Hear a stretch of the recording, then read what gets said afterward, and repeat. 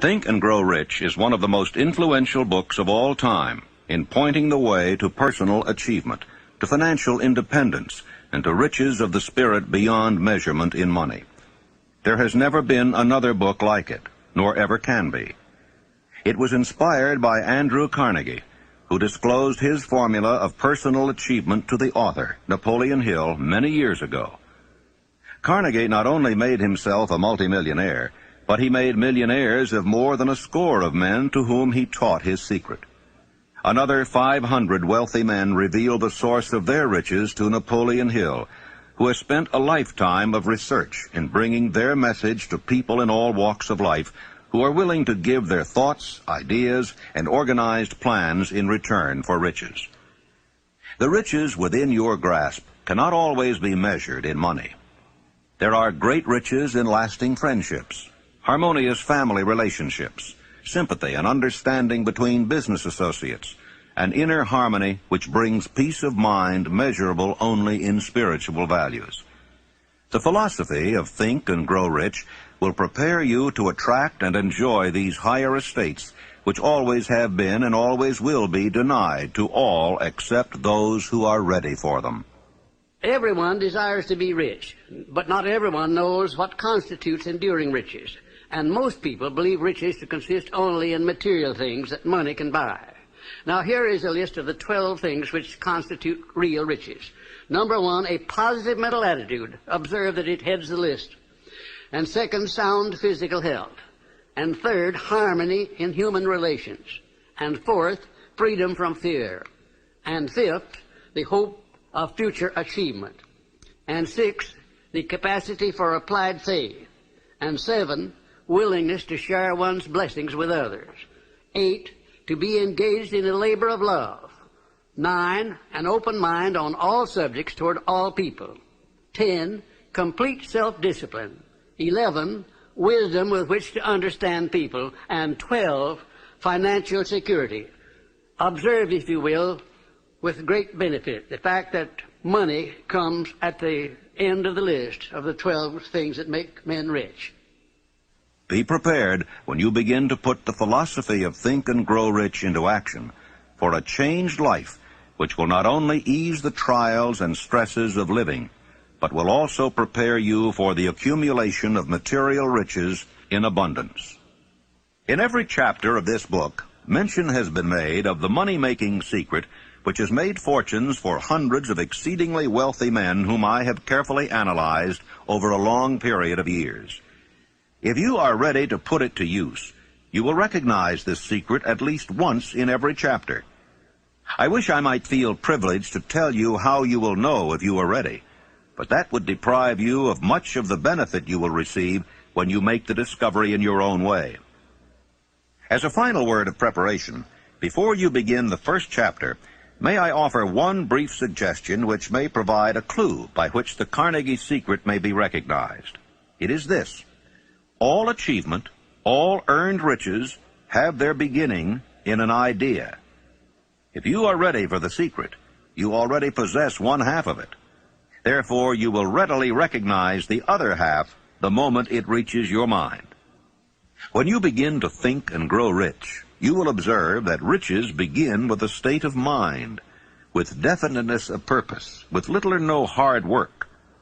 You and every other person ought to be interested in knowing how to acquire that state of mind which will attract riches. I spent 25 years in research because I too wanted to know how wealthy men became that way. My brother and I had matriculated at Georgetown University Law School intending to become lawyers. We didn't have any money, but I did have ability to write, and I promised that I would write stories about successful men, sell them to the magazines, and pay our way through. And my first assignment, fortunately, was with Andrew Carnegie in Pittsburgh. He gave me 3 hours. And when the 3 hours were over, he said, now, this interview is just beginning. Come on out to the house, stay all night, and after dinner we'll take up the interview again. He kept me there 3 days and nights. And believe you me, I was more than flattered. I wondered what it was all about. He kept talking to me about the need for a new philosophy. He said, we've had many philosophies from the days of Socrates and Plato on down to the days of William James and Emerson, but most of them dealt with the moral laws of life. What we need is an economic philosophy for the man of the streets that will enable him to make use of the know-how gained by men like myself over a lifetime of experience. Well, it sounded very nice to me, except for one thing. I didn't know exactly what that word philosophy meant. And finally, at the end of the third day, he said, now look here, I have been talking to you for 3 days about the need for a new philosophy, and I'm going to ask you a question about it. If I commission you to become the author of this philosophy, give you letters of introduction to men whose experiences you will need in collaboration with yourself, are you willing to put in 20 years of research, because that's how long it will take, paying your own way as you go along without any subsidy from me, yes or no? Ladies and gentlemen, there have been many times in my life when I have faced difficult problems and difficult decisions, and I don't think I ever faced one more embarrassing than that.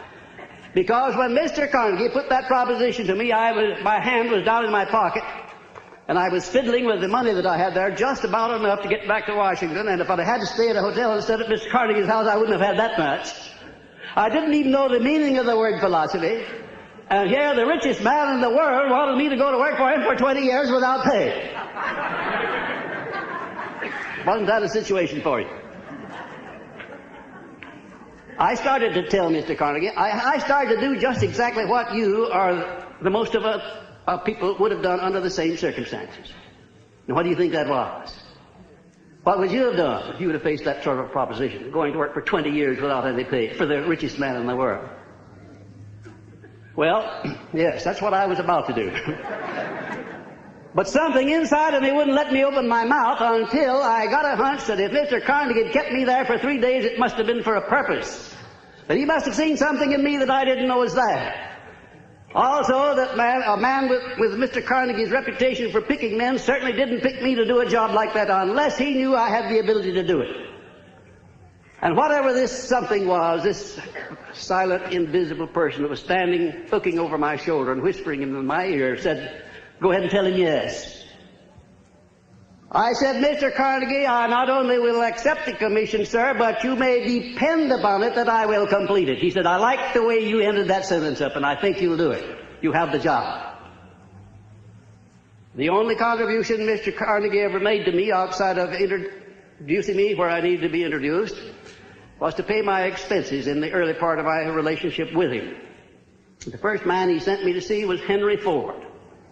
He said, I want you to go up to Detroit, become acquainted with Henry Ford, observe him carefully, because one of these days he's going to dominate the motor industry. And it's going to be second only to the steel industry. This was in 1908, the late fall of 1908, ladies and gentlemen.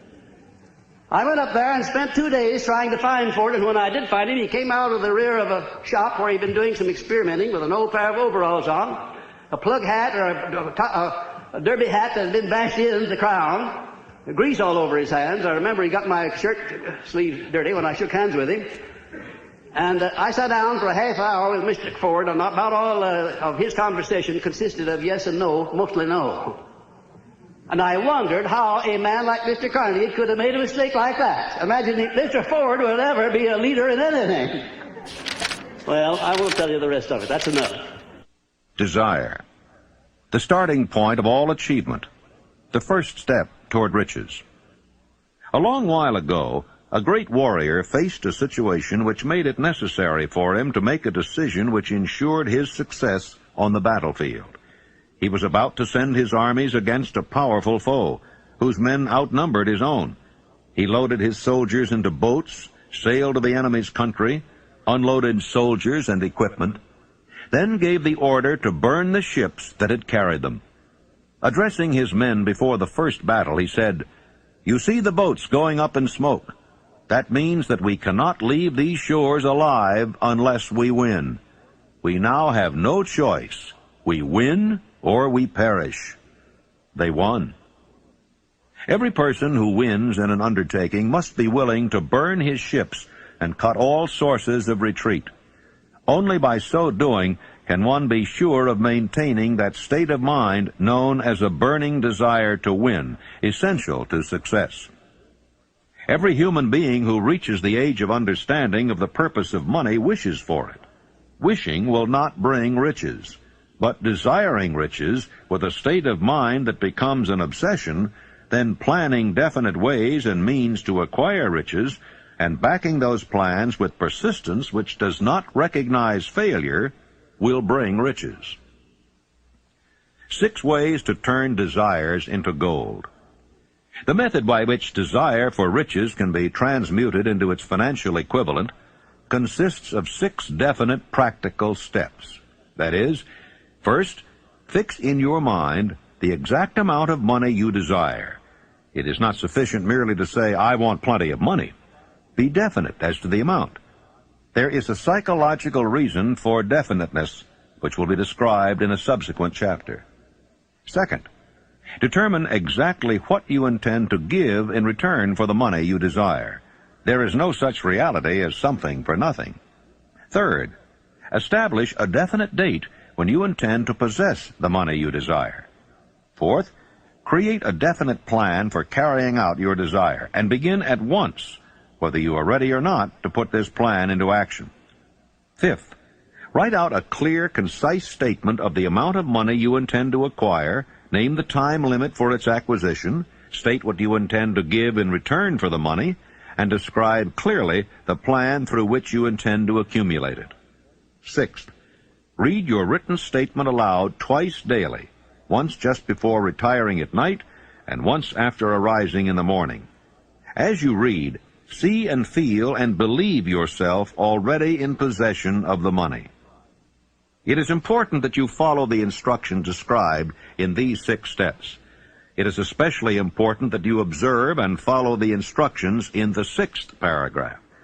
You may complain that it's impossible for you to see yourself in possession of money before you actually have it. Here is where a burning desire will come to your aid. If you truly desire money so keenly that your desire is an obsession, you will have no difficulty in convincing yourself that you will acquire it. The object is to want money and to become so determined to have it that you convince yourself you will have it. Can you imagine yourself a millionaire? To the uninitiated, who has not been schooled in the working principles of the human mind, these instructions may appear impractical. It may be helpful to all who fail to recognize the soundness of the 6 steps to know that the information they convey was received from Andrew Carnegie, who began as an ordinary laborer in the steel mills, but managed, despite his humble beginning, to make these principles yield him a fortune of considerably more than $100 million. It may be a further help to know that the 6 steps here recommended were carefully scrutinized by the late Thomas A. Edison, who placed his stamp of approval upon them as being not only the steps essential for the accumulation of money, but for the attainment of any goal.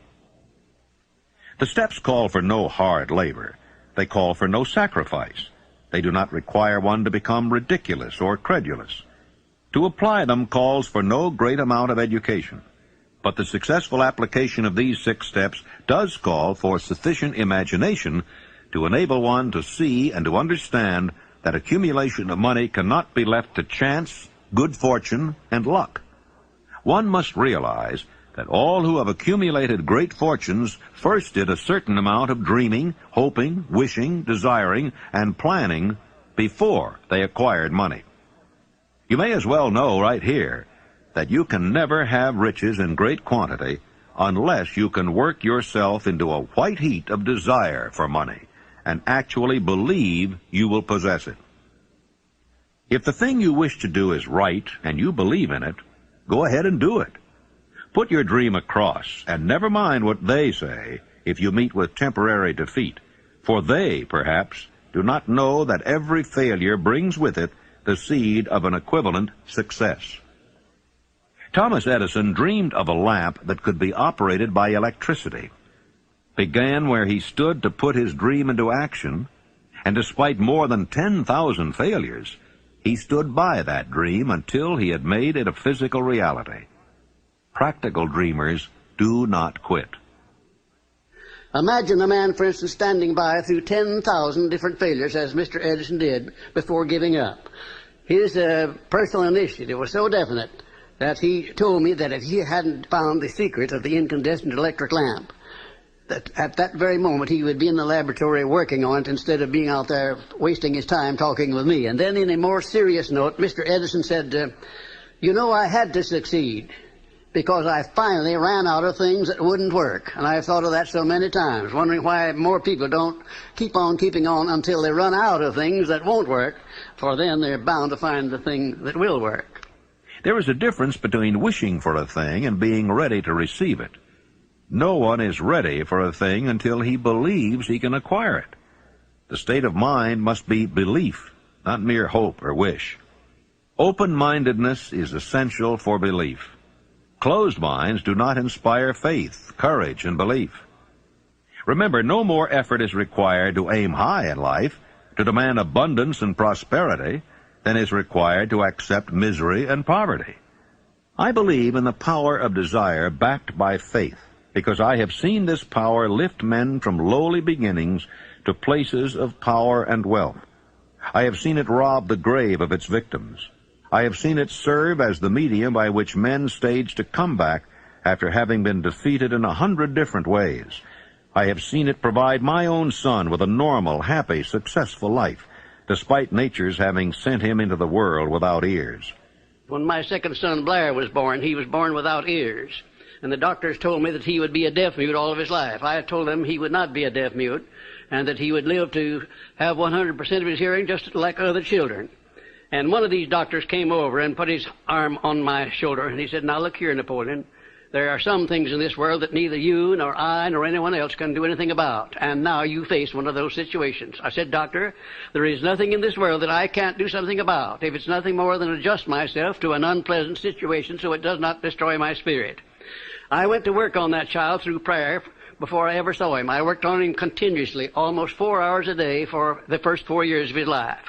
And at the age of about 18 months, we recognized that he was beginning to hear. We didn't know just how much. But by the time he had reached the 4th year, he had developed 65% of his normal hearing.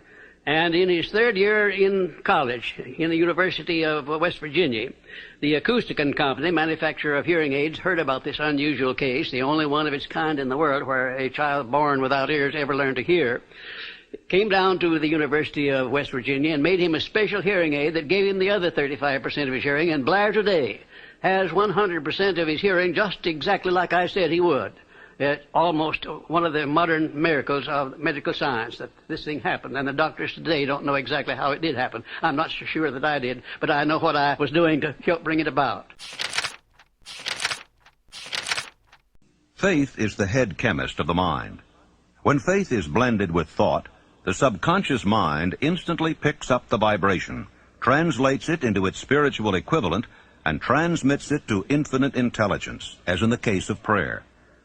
The emotions of faith, love, and sex are the most powerful of all the major positive emotions. When the three are blended, they have the effect of coloring thought in such a way that it instantly reaches the subconscious mind, where it is changed into its spiritual equivalent, the only form that induces a response from infinite intelligence. How to develop faith? There comes now a statement which will give a better understanding of the importance the principle of autosuggestion assumes in the transmutation of desire into its physical or monetary equivalent.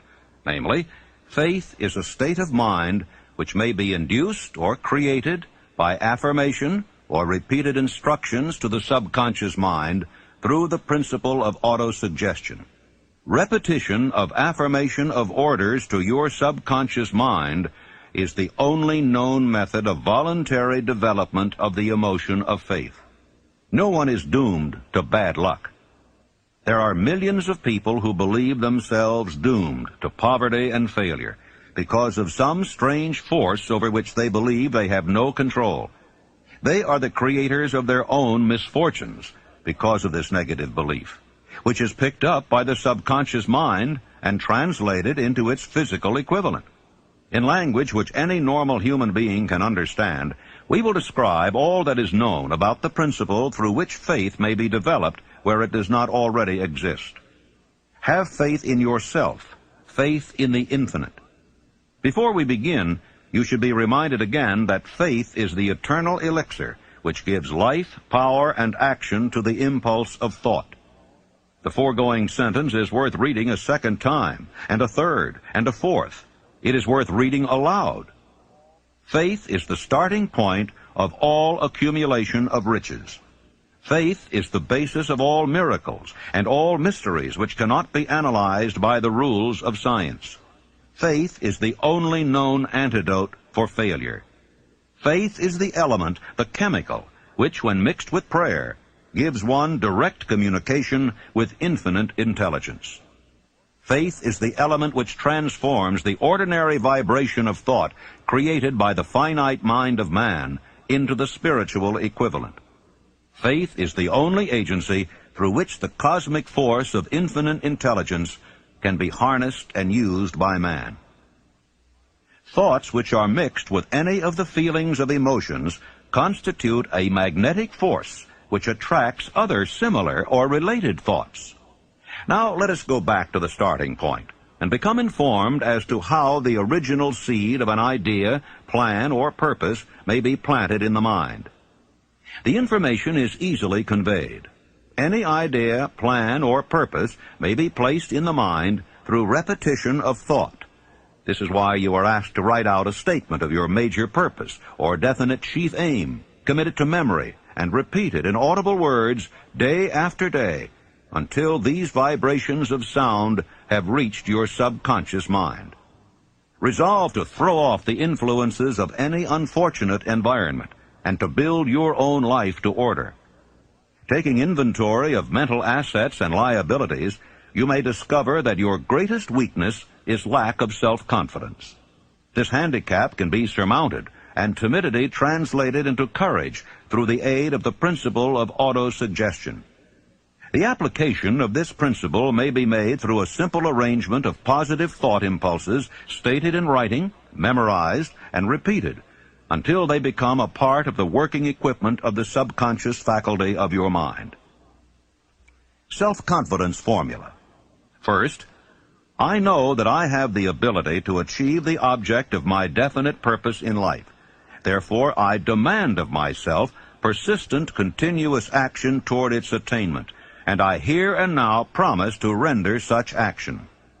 Second, I realize the dominating thoughts of my mind will eventually reproduce themselves in outward physical action and gradually transform themselves into physical reality.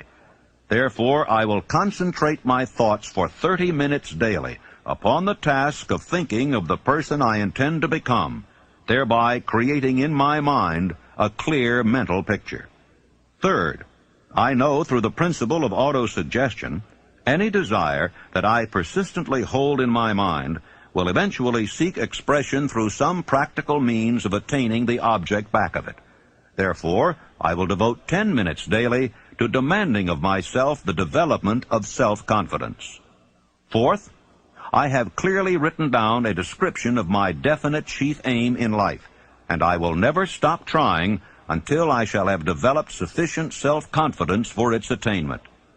Fifth, I fully realize that no wealth or position can long endure unless built upon truth and justice. Therefore, I will engage in no transaction which does not benefit all whom it affects. I will succeed by attracting to myself the forces I wish to use and the cooperation of other people. I will induce others to serve me because of my willingness to serve others. I will eliminate hatred, envy, jealousy, selfishness, and cynicism by developing love for all humanity, because I know that a negative attitude toward others can never bring me success. I will cause others to believe in me because I will believe in them and in myself. I will sign my name to this formula, commit it to memory, and repeat it aloud once a day, with full faith that it will gradually influence my thoughts and actions so that I will become a self-reliant and successful person. The disaster of negative thinking. The subconscious mind makes no distinction between constructive and destructive thought impulses. It works with the material we feed it, through our thought impulses. The subconscious mind will translate into reality a thought driven by fear just as readily as it will translate into reality a thought driven by courage or faith. Like the wind which carries one ship east and another west, the law of autosuggestion will lift you up or pull you down, according to the way you set your sails of thought.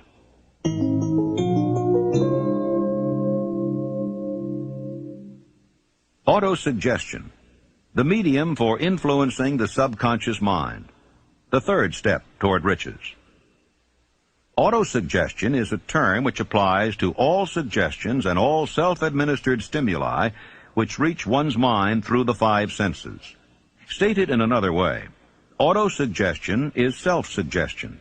It is the agency of communication between that part of the mind where conscious thought takes place, and that which serves as the seat of action for the subconscious mind. See and feel money in your hands. You were instructed in the last of the 6 steps described in the chapter on desire to read aloud twice daily the written statement of your desire for money, and to see and feel yourself in possession of the money. By following these instructions, you communicate the object of your desire directly to your subconscious mind in a spirit of absolute faith. Through repetition of this procedure, you voluntarily create thought habits which are favorable to your efforts to transmute desire into its monetary equivalent. Remember, therefore, when reading aloud the statement of your desire, through which you are endeavoring to develop a money consciousness, that the mere reading of the words is of no consequence unless you mix emotion or feeling with your words. Your subconscious mind recognizes and acts only upon thoughts which have been well mixed with emotion or feeling. Plain, unemotional words do not influence the subconscious mind. You will get no appreciable results until you learn to reach your subconscious mind with thoughts or spoken words which have been well emotionalized with belief. Do not become discouraged if you cannot control and direct your emotions the first time you try to do so. Remember, there is no such possibility as something for nothing. You cannot cheat even if you desire to do so. The price of ability to influence your subconscious mind is everlasting persistence in applying the principles described here. You cannot develop the desired ability for a lower price. You and you alone must decide whether or not the reward for which you are striving, the money consciousness, is worth the price you must pay for it in effort. Your ability to use the principle of autosuggestion will depend very largely upon your capacity to concentrate upon a given desire until that desire becomes a burning obsession. 6 steps to stimulate your subconscious mind. The instructions given in connection with the 6 steps in the 2nd chapter will now be summarized and blended with the principles covered by this chapter as follows. First, go into some quiet spot, preferably in bed at night, where you will not be disturbed or interrupted. Close your eyes and repeat aloud, so you may hear your own words, the written statement of the amount of money you intend to accumulate, the time limit for its accumulation, and a description of the service or merchandise you intend to give in return for the money. As you carry out these instructions, see yourself already in possession of the money. For example, suppose that you intend to accumulate $50,000 by the 1st of January 5 years hence, that you intend to give personal services in return for the money in the capacity of a salesman. Your written statement of your purpose should be similar to the following. By the 1st day of January 19 so-and-so, I will have in my possession $50,000, which will come to me in various amounts from time to time during the interim. In return for this money, I will give the most efficient service of which I am capable, rendering the fullest possible quantity and the best possible quality of service in the capacity of salesman of, and here describe the service or merchandise you intend to sell. I believe that I will have this money in my possession.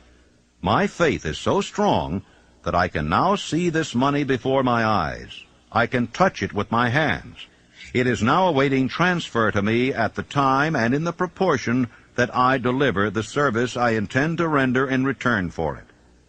I am awaiting a plan by which to accumulate this money, and I will follow that plan when it is received. Second, repeat this program night and morning until you can see in your imagination the money you intend to accumulate. Third, place a written copy of your statement where you can see it night and morning, and read it just before retiring and upon arising until it has been memorized. Remember, as you carry out these instructions, that you are applying the principle of autosuggestion for the purpose of giving orders to your subconscious mind.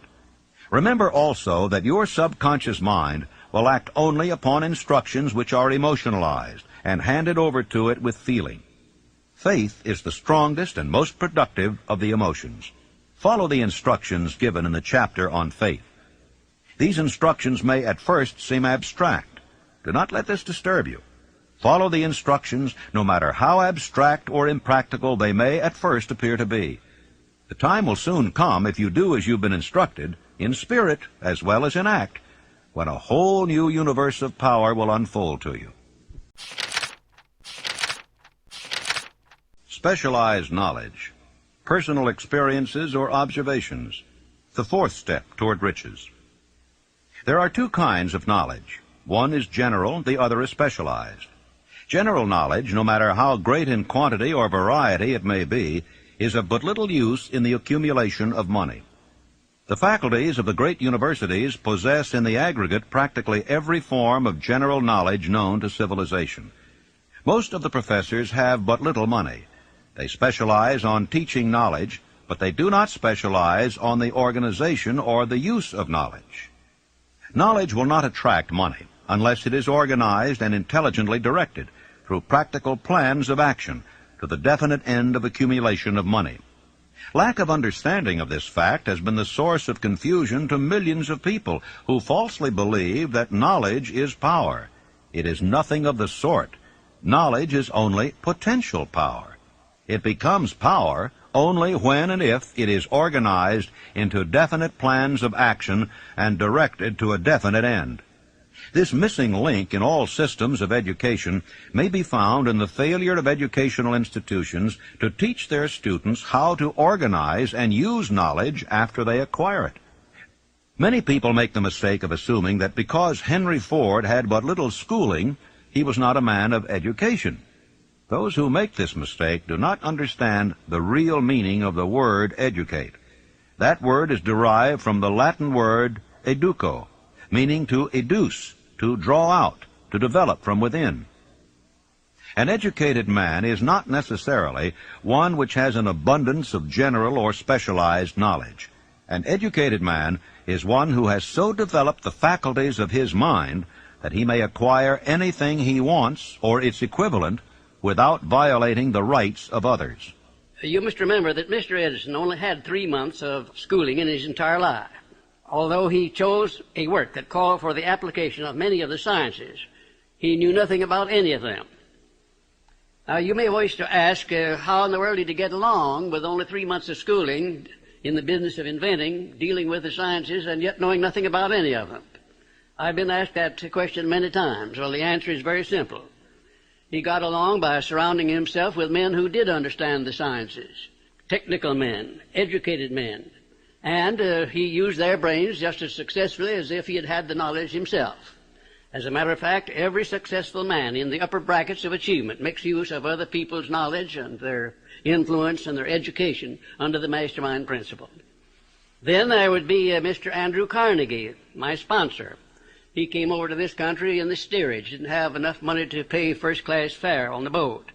And he rose to a high position in the world by surrounding himself with men who knew more than he did, who could do the things that he wanted done.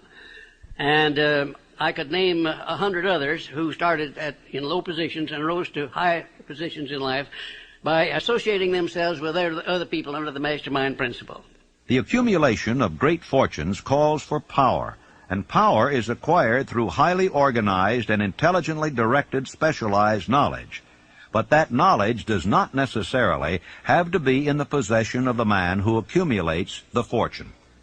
The preceding paragraph should give hope and encouragement to the man with ambition to accumulate a fortune who has not possessed himself of the necessary education to supply such specialized knowledge as he may require. Men sometimes go through life suffering from inferiority complexes because they are not men of education. The man who can organize and direct a mastermind group of men who possess knowledge useful in the accumulation of money is just as much a man of education as any man in the group. Back of all ideas is specialized knowledge. Unfortunately, for those who do not find riches in abundance, specialized knowledge is more abundant and more easily acquired than ideas.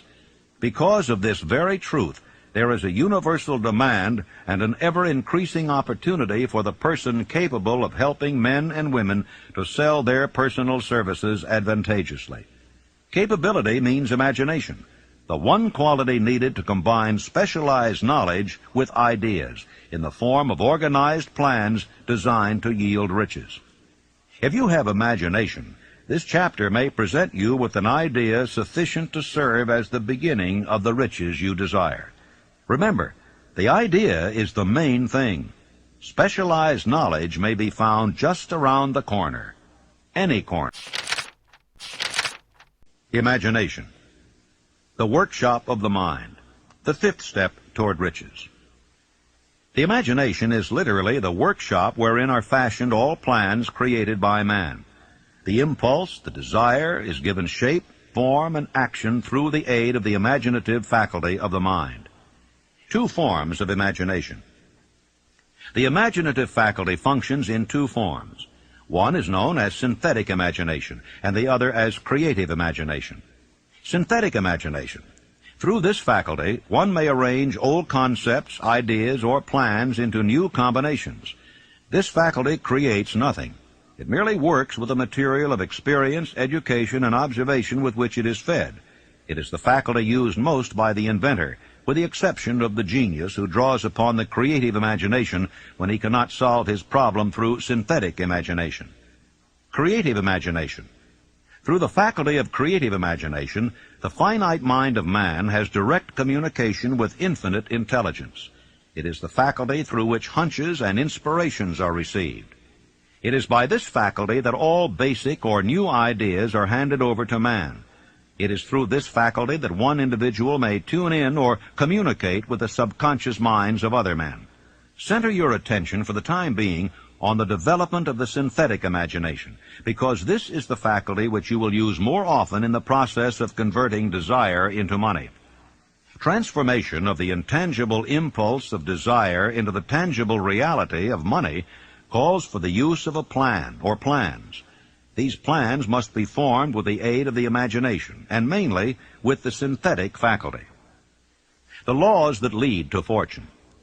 The earth on which you live, you yourself, and every other material thing, are the result of evolutionary change through which microscopic bits of matter have been organized and arranged in an orderly fashion. Moreover, and this statement is of stupendous importance, this earth, every one of the billions of individual cells of your body and every atom of matter began as an intangible form of energy. Desire is thought impulse. Thought impulses are forms of energy. When you begin with a thought impulse, desire to accumulate money, you are drafting into your service the same stuff that nature used in creating this earth and every material form in the universe, including the body and brain in which the thought impulses function. If you are one of those who believe that hard work and honesty alone will bring riches, perish the thought. It is not true. Riches, when they come in huge quantities, are never the result of hard work alone. Riches come, if they come at all, in response to definite demands based upon the application of definite principles, and not by chance or luck. Generally speaking, an idea is an impulse of thought that impels action by an appeal to the imagination. All master salesmen know that ideas can be sold where merchandise cannot. Ordinary salesmen do not know this. That is why they are ordinary. There was Clarence Saunders, one of my outstanding students of Memphis, Tennessee. Clarence worked in a grocery store, delivering groceries, more or less. And he had a great amount of enthusiasm and also a keen imagination. And he was constantly trying to interest his employer in new and improved methods of merchandising. And finally, the employer became so peeved at Clarence for wasting his time with what he called foolish suggestions that he told him that if he came in with another one, he was going to fire him.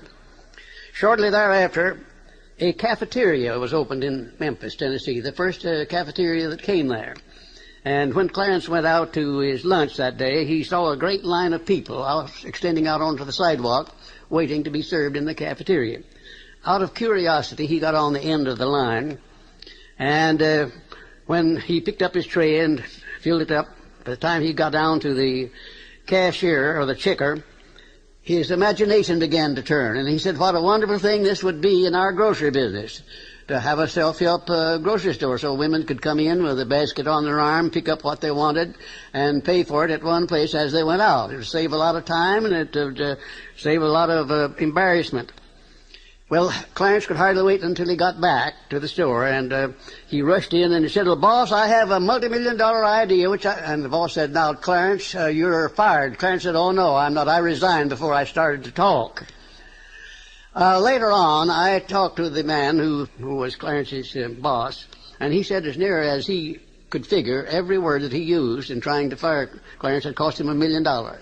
Because Clarence took his idea of self-help grocery stores to a firm who financed it under the name of Piggly Wiggly Stores, and he made $4 million during the first 4 years.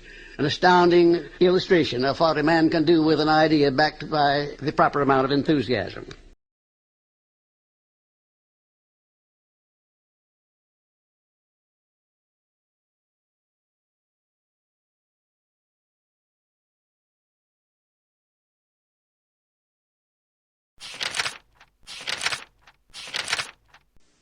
Organized planning, the crystallization of desire into action, the sixth step toward riches. You have learned that everything man creates or acquires begins in the form of desire. That desire is taken on the first lap of its journey from the abstract to the concrete into the workshop of the imagination, where plans for its transition are created and organized. You will now be instructed how to build plans which will be practical, namely, A. Ally yourself with a group of as many people as you may need for the creation and carrying out of your plan or plans for the accumulation of money, making use of the mastermind principle described in a later chapter. Compliance with this instruction is absolutely essential. Do not neglect it. B. Before forming your mastermind alliance, decide what advantages and benefits you may offer the individual members of your group in return for their cooperation. No one will work indefinitely without some form of compensation. No intelligent person will either request or expect another to work without adequate compensation, although this may not always be in the form of money. C. Arrange to meet with the members of your mastermind group at least twice a week, and more often if possible, until you have jointly perfected the necessary plan or plans for the accumulation of money. D. Maintain perfect harmony between yourself and every member of your mastermind group. If you fail to carry out this instruction to the letter, you may expect to meet with failure. The mastermind principle cannot obtain where perfect harmony does not prevail. Keep in mind these facts. First, you are engaged in an undertaking of major importance to you. To be sure of success, you must have plans which are faultless. Second, you must have the advantage of the experience, education, native ability, and imagination of other minds. This is in harmony with the methods followed by every person who has accumulated a great fortune. The most intelligent man living cannot succeed in accumulating money, nor in any other undertaking, without plans which are practical and workable. Just keep this fact in mind, and remember when your plans fail that temporary defeat is not permanent failure. It may only mean that your plans have not been sound. Build other plans. Start all over again. No follower of this philosophy can reasonably expect to accumulate a fortune without experiencing temporary defeat. When defeat comes, accept it as a signal that your plans are not sound. Rebuild those plans and set sail once more toward your coveted goal. If you give up before your goal has been reached, you are a quitter. A quitter never wins, and a winner never quits. Lift this sentence out. Write it on a piece of paper in letters an inch high, and place it where you will see it every night before you go to sleep, and every morning before you go to work. Take my son Blair, for instance, who was born without any sign of ears. As a result of that adversity, he was trained to believe that it was not an adversity, that it was a blessing, because it would cause people to recognize his condition, and they'd go out of their way to be kind to him, and that's exactly the way it turned out. I have often said that my son Blair has made it possible to get through life with less resistance than his other two brothers, who have all of their faculties. Adversity. I think I can tell you, had it not been for the many adversities which I experienced in the early part of my work with Andrew Carnegie, I never would have completed the science of personal achievement. I had adversity after adversity, but I learned to transmute those adversities into something constructive and to come up with something that would take the place of an adversity. Every time I failed, I said, well, this is just another opportunity that I have to prove that my philosophy can take care of the situation of failure. I learned to transmute all failures into successes. I also learned the difference between temporary defeat and failure. Most people accept defeat as permanent failure. Defeat is never failure. No circumstance is ever failure until it is accepted by the individual as such. And that's one of the greatest things that I learned about this principle of profiting by adversity. When you begin to select members for your mastermind group, endeavor to select those who do not take defeat seriously. Some people foolishly believe that only money can make money. This is not true. Desire, transmuted into its monetary equivalent through the principles laid down here, is the agency through which money is made. Money of itself is nothing but inert matter. It cannot move, think, or talk, but it can hear when a man who desires it calls it to come. Planning the sale of personal services. Intelligent planning is essential for success in any undertaking designed to accumulate riches. Here will be found detailed instructions to those who must begin the accumulation of riches by selling personal services. It should be encouraging to know that practically all the great fortunes began in the form of compensation for personal services, or from the sale of ideas. What else except ideas and personal services would one not possessed of property have to give in return for riches? The major attributes of leadership. The following are important factors of leadership. 1. Unwavering courage based upon knowledge of self and of one's occupation. No follower wishes to be dominated by a leader who lacks self-confidence and courage. No intelligent follower will be dominated by such a leader very long. 2. Self-control. The man who cannot control himself can never control others. Self-control sets a mighty example for one's followers, which the more intelligent will emulate. 3. A keen sense of justice. Without a sense of fairness and justice, no leader can command and retain the respect of his followers. 4. Definiteness of decision. The man who wavers in his decisions shows that he is not sure of himself, cannot lead others successfully. 5. Definiteness of plans. The successful leader must plan his work and work his plan. A leader who moves by guesswork without practical, definite plans is comparable to a ship without a rudder. Sooner or later he will land on the rocks. 6. The habit of doing more than paid for. One of the penalties of leadership is the necessity of willingness upon the part of the leader to do more than he requires of his followers. 7. A pleasing personality. No slovenly, careless person can become a successful leader. Leadership calls for respect. Followers will not respect a leader who does not grade high on all of the factors of a pleasing personality. 8. Sympathy and understanding. The successful leader must be in sympathy with his followers. Moreover, he must understand them and their problems. 9. mastery of detail. Successful leadership calls for mastery of the details of the leader's position. 10. Willingness to assume full responsibility. The successful leader must be willing to assume responsibility for the mistakes and the shortcomings of his followers. If he tries to shift this responsibility, he will not remain the leader. If one of his followers makes a mistake and shows himself incompetent, the leader must consider that it is he who failed. 11. Cooperation. The successful leader must understand and apply the principles of cooperative effort and be able to induce his followers to do the same.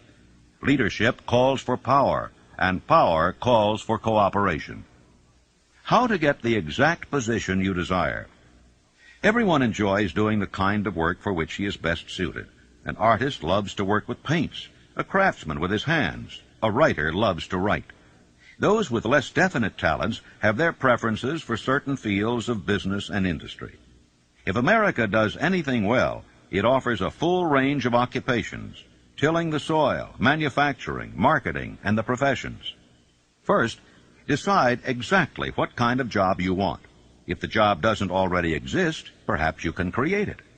Second, choose the company or individual for whom you wish to work. Third, study your prospective employer as to policies, personnels, chances of advancement. Fourth, by analysis of yourself and your talents and capabilities, figure what you can offer and plan ways and means of giving advantages, services, developments, ideas that you believe you can successfully deliver. Fifth, forget about a job. Forget whether or not there is an opening. Forget the usual routine of, have you got a job for me? Concentrate on what you can give. Sixth, once you have your plan in mind, arrange with an experienced writer to put it on paper in neat form and in full detail. Seventh, present it to the proper person with authority, and he will do the rest. Every company is looking for men who can give something of value, whether it be ideas, services, or connections. Every company has room for the man who has a definite plan of action which is to the advantage of that company. This line of procedure may take a few days or weeks of extra time, but the difference in income, in advancement, and in gaining recognition will save years of hard work at small pay. It has many advantages, the main one being that it will often save from 1 to 5 years of time in reaching a chosen goal. Every person who starts or gets in halfway up the ladder does so by deliberate and careful planning. For instance, back in the early days when I wanted to get a job from a certain firm while I was going to high school, here's the way I went about it. I wrote an application stating my qualifications and my desire for the job. The answer came back, no, too sorry, no position open. Next, I sent a telegram. Answer was still no. Next, I sent a special delivery letter every day for a week. Answer was still no. Next, I sent a special delivery every hour for 2 days. And the firm telegraphed me to come and go to work. Every person must be his own salesman of personal services. The quality and the quantity of service rendered, and the spirit in which it is rendered, determine to a large extent the price and the duration of employment. To market personal services effectively, which means a permanent market at a satisfactory price under pleasant conditions, one must adopt and follow the QQS formula, which means that quality plus quantity plus the proper spirit of cooperation equals perfect salesmanship of service. Remember the QQS formula, but do more. Apply it as a habit. Let us analyze the formula to make sure we understand exactly what it means. 1. Quality of service shall be construed to mean the performance of every detail in connection with your position in the most efficient manner possible, with the object of greater efficiency always in mind. 2. Quantity of service shall be understood to mean the habit of rendering all the service of which you are capable at all times, with the purpose of increasing the amount of service rendered as greater skill is developed through practice and experience. Emphasis is again placed on the word habit. 3. Spirit of service shall be construed to mean the habit of agreeable, harmonious conduct which will induce cooperation from associates and fellow employees. Well, let me relate my experience with Franklin D. Roosevelt in the White House in 1933, and will give you a fine indication of how the students of this philosophy may profit by this important principle. First of all, let me define the principle of going the extra mile. It means rendering more service and better service than you are paid to render, and doing it all the time, and doing it in a pleasing, positive mental attitude. When I went to work for the President in 1933, nothing was said at the beginning about how much I was to receive or who was to pay it. And I had been there about 3 months when one day Franklin D. Roosevelt asked me who was paying my salary and how much I was getting. And I said, well, Mr. President, that's something I would like to know myself. I haven't heard anything about it. And we talked on for a little while, and I said, well, now, Mr. President, you know, I have been serving you ever since you were Assistant Secretary of the Navy, and particularly while you were Governor of New York. And you will recall, of course, that up to this time I have never rendered you a bill or asked you to pay me $1 for my services, and I'm not going to start now. But if you insist upon it, suppose you put me on the payroll at $1 a year. And that's exactly what he did. Well, I took my typewriter down to the White House, and when I wasn't actually serving the President or some member of his staff or cabinet, I started writing books. I wrote 6 books that first year, among them Think and Grow Rich, the book that has made me popular all over the world, you might say. I had no intention of publishing that book when I was writing it. I was writing it to myself to keep my mind positive in those days of chaos. Well, some 3 years after I left the service of the President, I got out these manuscripts and read them, and I made up my mind that the only one worth publishing was Think and Grow Rich. And when I took it to my publisher, he said, well, what is in this book that leads you to believe it would sell? I said, you will have to read it to find out. He took it home with him and read it. He had his whole staff read it paragraph by paragraph, and then they took a vote on it, and they voted unanimously that it was the best manuscript that ever came to that publishing house. They printed it, put it to work, and it's been selling as a bestseller all over the world up to this time. It has grossed over $18 million, and probably will gross many more millions of dollars while I'm still alive. It's been translated into many languages. It was endorsed by Mahatma Gandhi and distributed widely throughout India. It went from there to Brazil, where it was translated into the Portuguese language and is widely distributed throughout Latin America. And I think if you'll stop and consider the wages that I asked, the wages that I received of $1 a year, and the service that I gave for that, you'll recognize what can be accomplished by going the extra mile. Now, let me give you some of the benefits that comes from going the extra mile. Well, it places the law of increasing returns squarely back of one. It brings one to the favorable attention of those who can and do provide opportunities for self-promotion. It tends to permit one to become indispensable in many different human relationships, and therefore enables one to command more than average compensation. It leads to a mental growth and physical perfection in various forms of service, thereby developing greater ability and skill in one's chosen vocation. It protects one against the loss of employment and places one in a position to choose his own job and working conditions.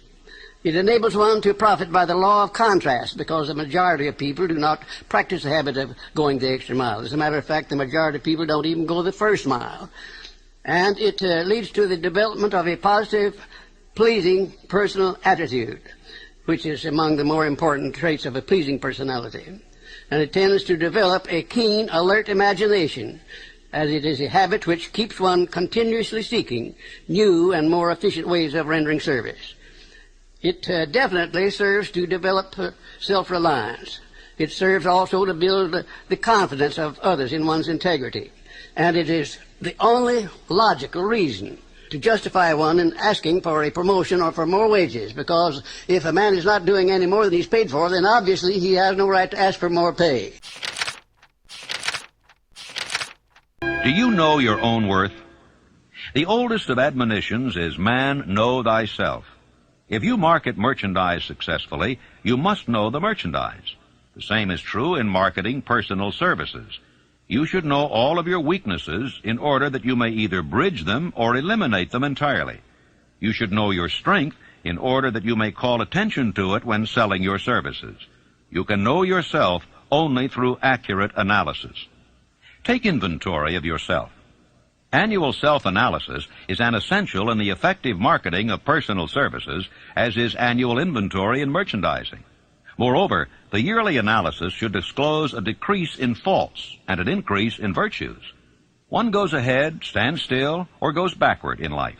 One's object should be, of course, to go ahead. Annual self-analysis will disclose whether advancement has been made, and if so, how much. It will also disclose any backward steps one may have made. The effective marketing of personal services requires one to move forward even if the progress is slow. Decision. The mastery of procrastination. The seventh step toward riches. Analysis of over 25,000 men and women who had experienced failure disclosed the fact that lack of decision was near the head of the list of the 31 major causes of failure. Procrastination, the opposite of decision, is a common enemy which practically every man must conquer. Analysis of several hundred people who had accumulated fortunes well beyond the $1 million mark disclosed the fact that every one of them had the habit of reaching decisions promptly and of changing these decisions slowly if and when they were changed. People who fail to accumulate money, without exception, have the habit of reaching decisions, if at all, very slowly, and of changing these decisions quickly and often. Tips on making your own decisions. The majority of people who fail to accumulate money sufficient for their needs are generally easily influenced by the opinions of others. They permit the newspapers and the gossiping neighbors to do their thinking for them. Opinions are the cheapest commodities on earth. Everyone has a flock of opinions ready to be wished upon anyone who will accept them. Close friends and relatives, while not meaning to do so, often handicap one through opinions, and sometimes through ridicule, which is meant to be humorous. Thousands of men and women carry inferiority complexes with them all through life, because some well-meaning but ignorant person destroyed their confidence through opinions or ridicule. You have a brain and a mind of your own. Use it, and reach your own decisions. If you need facts or information from other people to enable you to reach decisions, as you probably will in many instances, acquire these facts or secure the information you need quietly, without disclosing your purpose. 56 who risked the gallows. The greatest decision of all time, as far as any American citizen is concerned, was reached in Philadelphia, July 4th, 1776, when 56 men signed their names to a document which they well knew would bring freedom to all Americans or leave every one of the 56 hanging from a gallows. You have heard of this famous document, but you may not have drawn from it the great lesson in personal achievement it so plainly taught. We all remember the date of this momentous decision, but few of us realize what courage that decision required. We remember our history as it was taught. We remember dates and the names of the men who fought. We remember Valley Forge and Yorktown. We remember George Washington and Lord Cornwallis.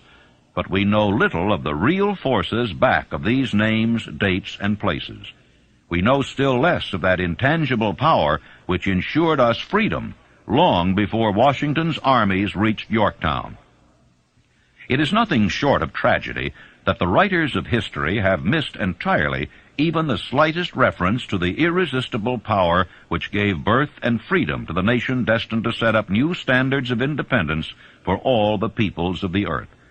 I say it as a tragedy because it is the selfsame power which must be used by every individual who surmounts the difficulties of life and forces life to pay the price asked. Analyze the events which led to the Declaration of Independence, and be convinced that this nation, which now holds a position of commanding respect and power among all nations of the world, was born of a decision created by a master mind consisting of 56 men. Note well the fact that it was their decision which ensured the success of Washington's armies, because the spirit of that decision was in the heart of every soldier who fought with him, and served as a spiritual power which recognizes no such thing as failure. Note also, with great personal benefit, that the power which gave this nation its freedom is the self-same power that must be used by every individual who becomes self-determining. This power is made up of the principles described in this book. It will not be difficult to detect in the story of the Declaration of Independence at least 6 of these principles: desire, decision, faith, persistence, the mastermind, and organized planning. Know what you want, and you'll generally get it. Throughout this philosophy will be found the suggestion that thought, backed by strong desire, has a tendency to transmute itself into its physical equivalent. In your search for the secret of the method, do not look for a miracle, because you will not find it. You will find only the eternal laws of nature. These laws are available to every person who has the faith and the courage to use them. They may be used to bring freedom to a nation, or to accumulate riches. Definiteness of decision always requires courage, sometimes very great courage. The 56 men who signed the Declaration of Independence staked their lives on the decision to affix their signatures to that document. The person who reaches a definite decision to procure the particular job and make life pay the price he asks does not stake his life on that decision, he stakes his economic freedom. Financial independence, riches, desirable business, and professional positions are not within reach of the person who neglects or refuses to expect, plan, and demand these things. The person who desires riches in the same spirit that Samuel Adams desired freedom for the colonies is sure to accumulate wealth. Persistence, the sustained effort necessary to induce faith. The 8th step toward riches. Persistence is an essential factor in the procedure of transmuting desire into its monetary equivalent. The basis of persistence is the power of will. Willpower and desire, when properly combined, make an irresistible pair. The starting point of all achievement is desire. Keep this constantly in mind. Weak desires bring weak results, just as a small amount of fire makes a small amount of heat. If you find yourself lacking in persistence, this weakness may be remedied by building a stronger fire under your desires. And if you find that you are indifferent, you may be sure that you have not yet acquired the money consciousness which you must possess before you can be sure of accumulating a fortune. Those who can take it are bountifully rewarded for their persistence. They receive as their compensation whatever goal they are pursuing. That is not all. They receive something infinitely more important than material compensation: the knowledge that every failure brings with it the seed of an equivalent advantage. You can train yourself to be persistent. Persistence is a state of mind. Therefore, it can be cultivated. Like all states of mind, persistence is based upon definite causes. Among them, these. A. Definiteness of purpose. Knowing what one wants is the first and perhaps the most important step toward the development of persistence. A strong motive forces one to surmount many difficulties. B. Desire. It is comparatively easy to acquire and to maintain persistence in pursuing the object of intense desire. C. Self-reliance. Belief in one's ability to carry out a plan encourages one to follow the plan through with persistence. Self-reliance can be developed through the principle described in the chapter on autosuggestion. D. Definiteness of plans. Organized plans, even though they may be weak and entirely impractical, encourage persistence. E. Accurate knowledge. Knowing that one's plans are sound, based upon experience or observation, encourages persistence. Guessing instead of knowing destroys persistence. F. Cooperation. Sympathy, understanding, and harmonious cooperation with others tend to develop persistence. G. Willpower. The habit of concentrating one's thoughts upon the building of plans for the attainment of a definite purpose leads to persistence. H. Habit. Persistence is the direct result of habit. The mind absorbs and becomes a part of the daily experiences upon which it feeds. Fear, the worst of all enemies, can be effectively cured by forced repetition of acts of courage. Everyone who has seen active service in war knows this. Take your own persistence inventory. Before leaving the subject of persistence, Take inventory of yourself and determine in what particular, if any, you are lacking in this essential quality. Measure yourself courageously, point by point, and see how many of the 8 factors of persistence you lack. The analysis may lead to discoveries that will give you a new grip on yourself. If you fear criticism, let us examine some of the symptoms of the fear of criticism. The majority of people permit relatives, friends, and the public at large to so influence them that they cannot live their own lives because they fear criticism. Huge numbers of people make mistakes in marriage, stand by the bargain, and go through life miserable and unhappy because they fear criticism, which may follow if they correct the mistake. Anyone who has submitted to this form of fear knows the irreparable damage it does by destroying one's ambition and the desire to achieve. Millions of people neglect to acquire belated educations after having left school because they fear criticism.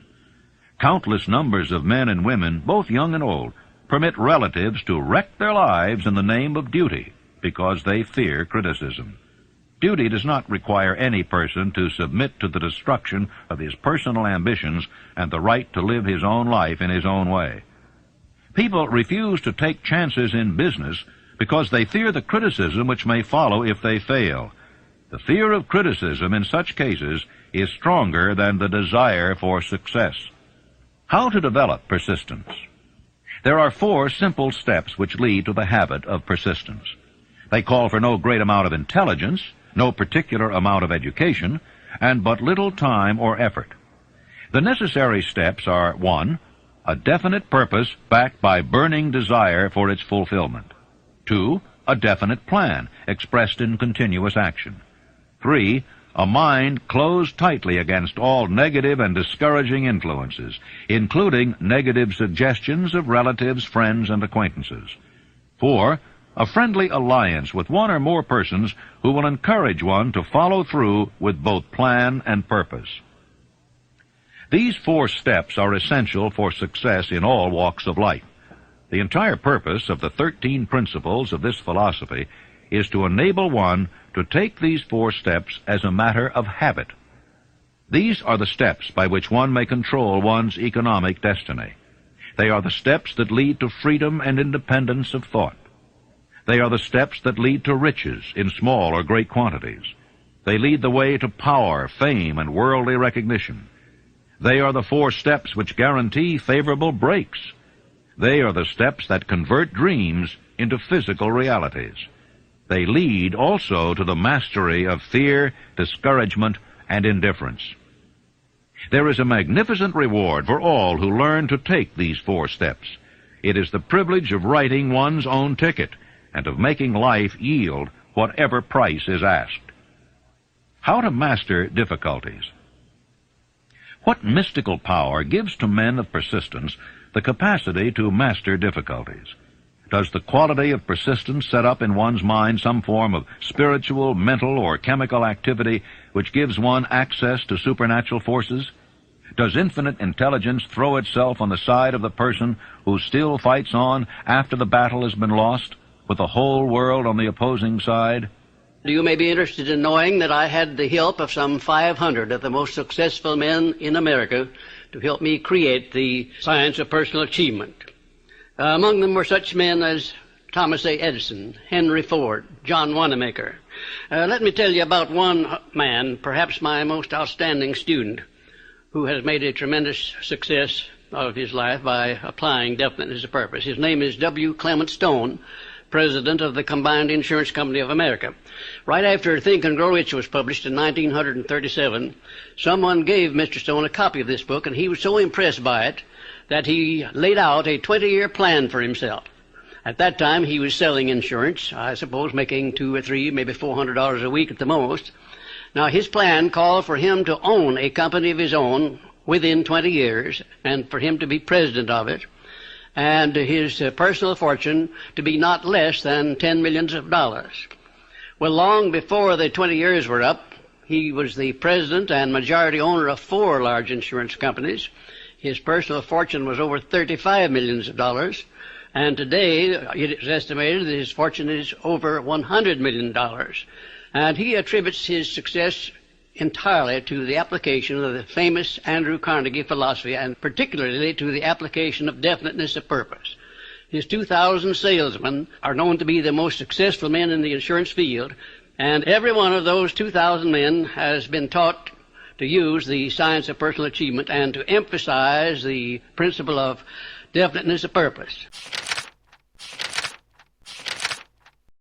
Power of the mastermind, the driving force, the ninth step toward riches. Power is essential for success in the accumulation of money. Plans are inert and useless without sufficient power to translate them into action. This chapter will describe the method by which an individual may attain and apply power. Power may be defined as organized and intelligently directed knowledge.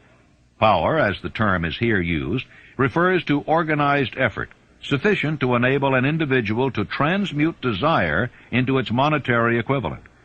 Organized effort is produced through the coordination of effort of two or more people who work toward a definite end in a spirit of harmony.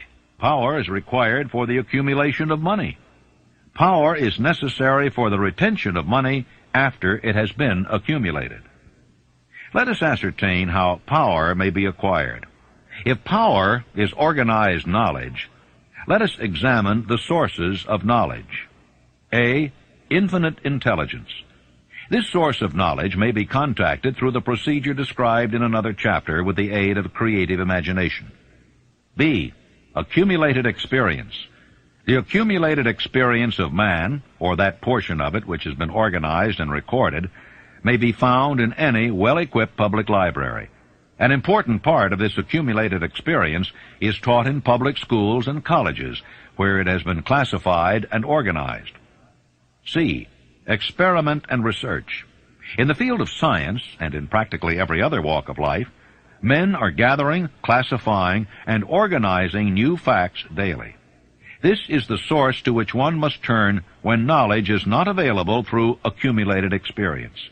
Here, too, the creative imagination must often be used. Knowledge may be required from any of the foregoing sources. It may be converted into power by organizing it into definite plans, and by expressing those plans in terms of action. Gaining power through the mastermind. The mastermind may be defined as coordination of knowledge and effort in a spirit of harmony between two or more people for the attainment of a definite purpose. No individual may have great power without availing himself of the mastermind. In a preceding chapter, instructions were given for the creation of plans for the purpose of translating desire into its monetary equivalent.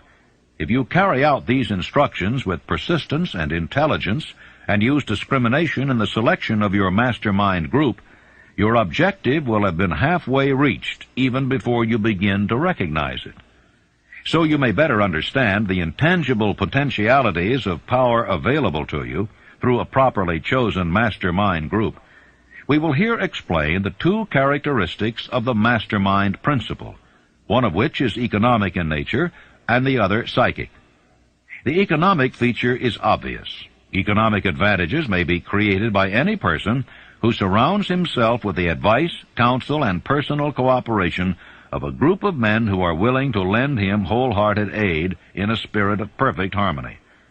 This form of cooperative alliance has been the basis of nearly every great fortune. Your understanding of this great truth may definitely determine your financial status. The psychic phase of the mastermind principle is much more difficult to comprehend. You may catch a significant suggestion from this statement. No two minds ever come together without thereby creating a third invisible, intangible force which may be likened to a third mind. How to multiply your brain power. Man's brain may be compared to an electric battery. It is a well-known fact that a group of electric batteries will provide more energy than a single battery.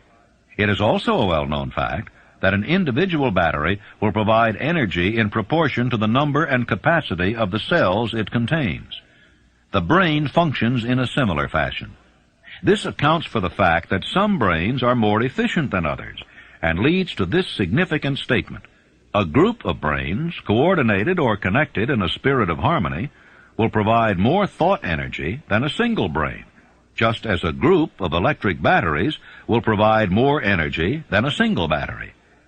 Through this metaphor, it becomes immediately obvious that the mastermind principle holds the secret of the power wielded by men who surround themselves with other men of brains. There follows now another statement which will lead still nearer to an understanding of the psychic phase of the mastermind principle. When a group of individual brains are coordinated and function in harmony, the increased energy created through that alliance becomes available to every individual brain in the group. It is a well-known fact that Henry Ford began his business career under the handicap of poverty, illiteracy, and ignorance. It is an equally well-known fact that within the inconceivably short period of 10 years, Mr. Ford mastered these three handicaps, and that within 25 years, he made himself one of the richest men in America. Connect with this fact the additional knowledge that Mr. Ford's most rapid strides became noticeable from the time he became a personal friend of Thomas A. Edison, and you will begin to understand what the influence of one mind upon another can accomplish. Go a step farther and consider the fact that Mr. Ford's most outstanding achievements began from the time that he formed the acquaintance of Harvey Firestone, John Burroughs, and Luther Burbank, each a man of great brain capacity, and you will have further evidence that power may be produced through friendly alliance of minds. Let me tell you about my experience in helping Franklin D. Roosevelt to create a mastermind which broke the back of the Depression in 1933. Shortly after the President entered the White House, he sent for me to come and go to work for him. We created one of the most outstanding masterminds that this nation has ever known, perhaps. It consisted of both houses of Congress working in harmony with the President, something that never had been done before and never has been done since, probably to the extent that we accomplished it there in 1933. The majority of the newspaper publishers of America, regardless of their political leanings, practically every one of them got behind the President as a result of this mastermind operation which we set up at the White House. And the radio station operators, without any reference whatsoever to their political leanings, they got behind the President and they used the material which I prepared to send out to go over the air. In other words, material that we used to sell the good features of the United States instead of dwelling upon the bad ones. And then the churches of all denominations, I have never seen such a job as they did. The priests and the clergymen of all denominations went into their pulpits and they did a wonderful job of selling the United States of America to the people. Then the leaders of both the major political parties, they crossed party lines. There were no Democrats and no Republicans, no anything else in Congress. They were nothing but Americans helping the President of the United States to bring this country out of chaos. And then most of all, there was a majority of the American people of all political and religious leanings. I have never seen the people of the United States get behind a president so squarely as they did behind FDR in those perilous days of 1933. Now here was a mastermind alliance that served a great purpose at a time of need. And I hope to see the time come when I may contribute my services in building a mastermind alliance that will permanently serve the President of the United States as it did in 1933.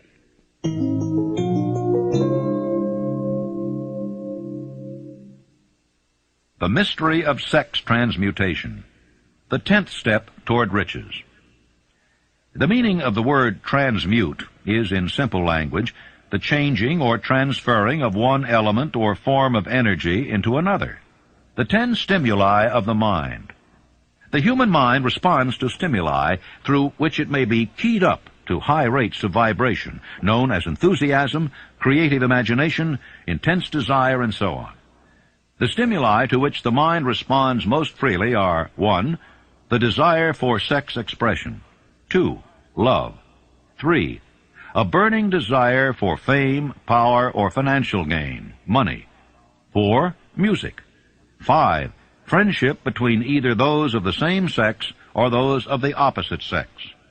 6. A mastermind alliance based upon the harmony of 2 or more people who ally themselves for spiritual or temporal advancement. 7. Mutual suffering, such as that experienced by people who are persecuted. 8. Autosuggestion. 9. Fear. 10. Narcotics and alcohol. The desire for sex expression comes at the head of the list of stimuli, which most effectively step up the mind and start the wheels of physical action. 8 of these stimuli are natural and constructive. 2 are destructive.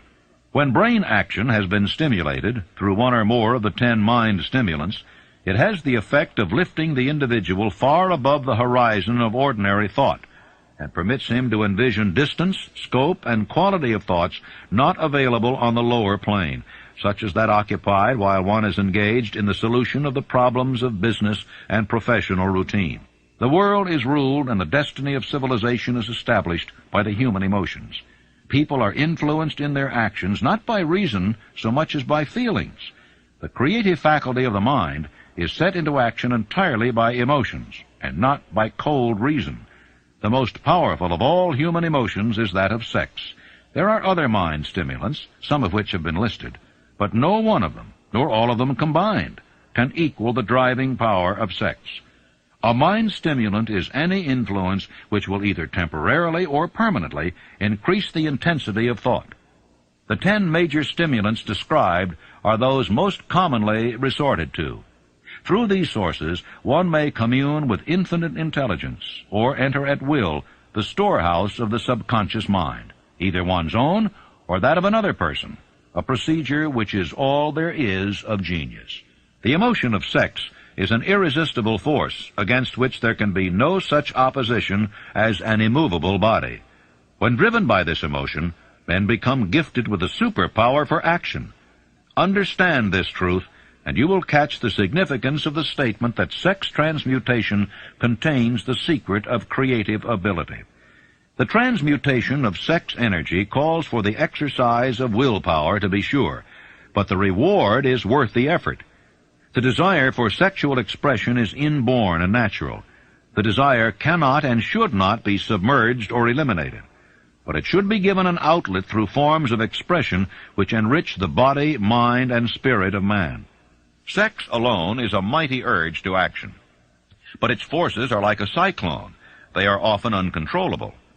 When the emotion of love begins to mix itself with the emotion of sex, the result is calmness of purpose, poise, accuracy of judgment, and balance. Love is, without question, life's greatest experience. It brings one into communion with infinite intelligence. When mixed with the emotions of romance and sex, it may lead one far up the ladder of creative effort. The emotions of love, sex, and romance are sides of the eternal triangle of achievement-building genius. Love is an emotion with many sides, shades, and colors. But the most intense and burning of all kinds of love is that experienced in the blending of the emotions of love and sex. When the emotion of romance is added to those of love and sex, the obstructions between the finite mind of man and infinite intelligence are removed. Then a genius has been born.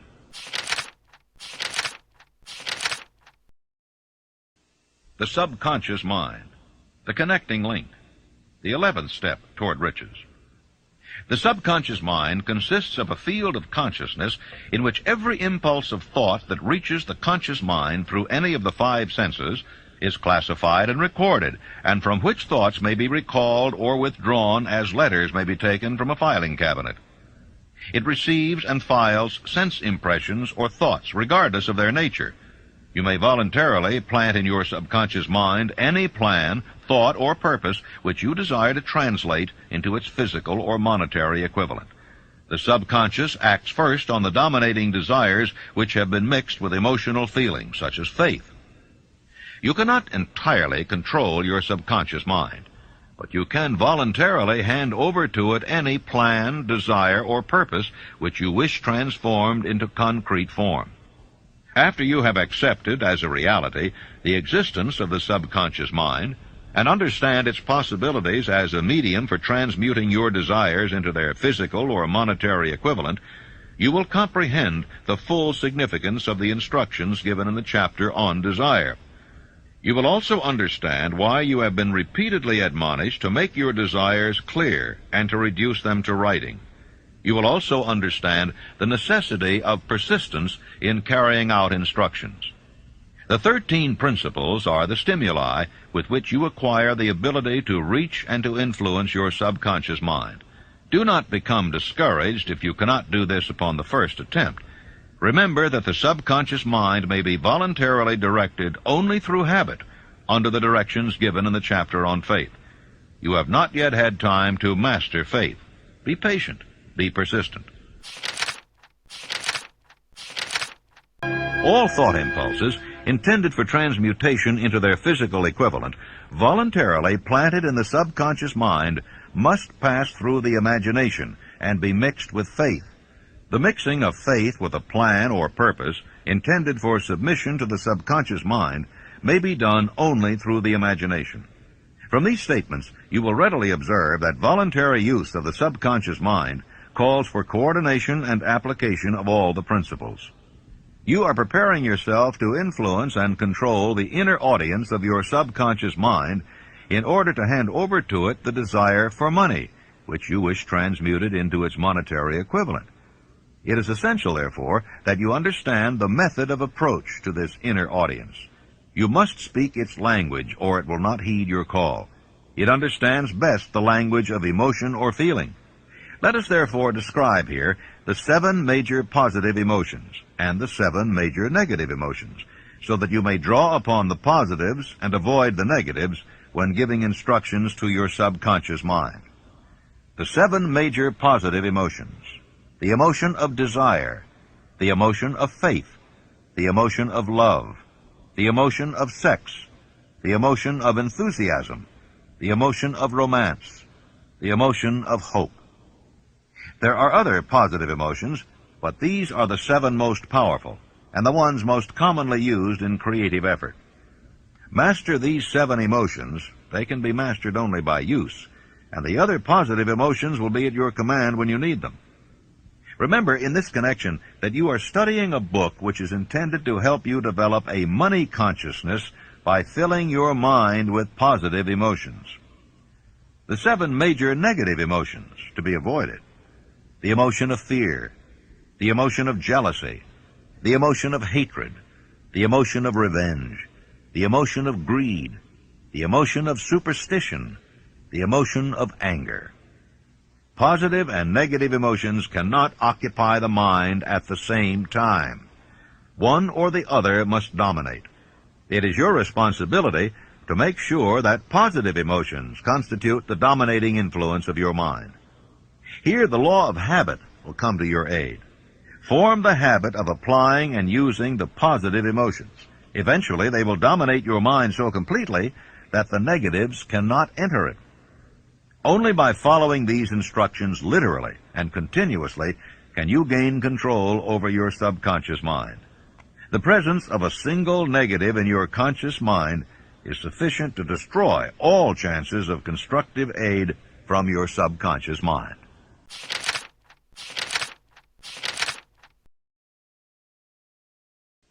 The brain, a broadcasting and receiving station for thought. The 12th step toward riches.